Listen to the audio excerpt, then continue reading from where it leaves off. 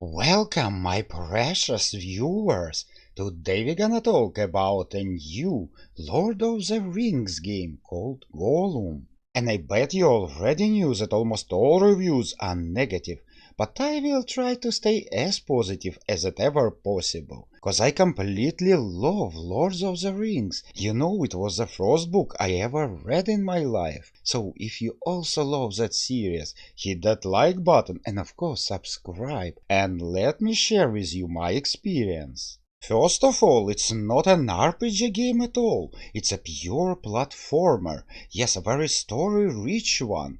But still, the most complicated task you will perform in this game is to jump from one side of the cliff to another.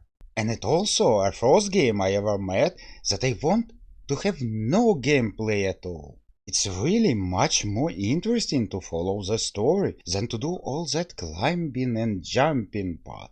But let's dive deeper into the gameplay and explore all options Gollum has to offer.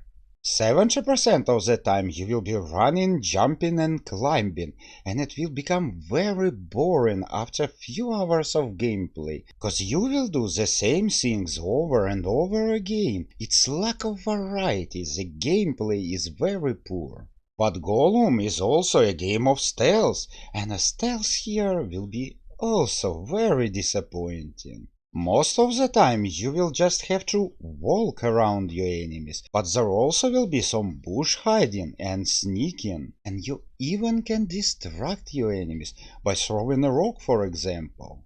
In general, it's a good idea to have a good stealth mechanics implemented. It will make gameplay more interesting. But it's not, friends.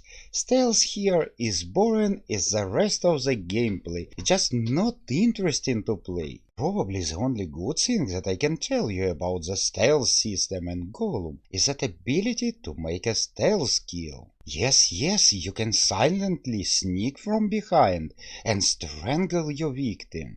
It's not much, but at least it adds some action to the gameplay.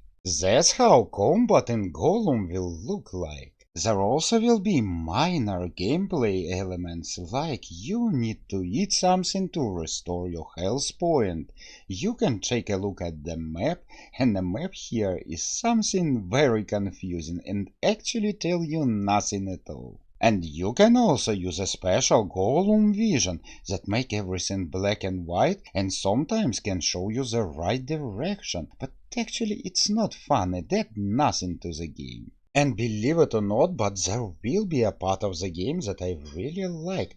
It's a little bit RPG element. You know, Gollum have two personalities living inside his head.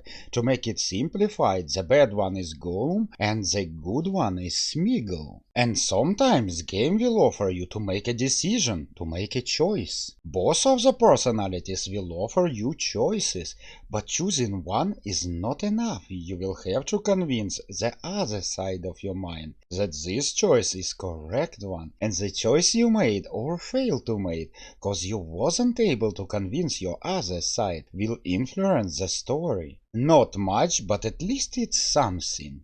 There's nothing much to say about the Lords of the Ring, Gollum. The voiceover will be decent and probably you will get a very bad performance cause this game ran poorly even on the good systems. The gameplay will be boring and the price, friends, this game is so overpriced. Can I suggest you to buy it? Definitely no. But I know many of you want to learn the story. Well, friends, I'm preparing a little surprise for you, so don't miss it. And with that said, thank you all for watching and I will see you in my next video.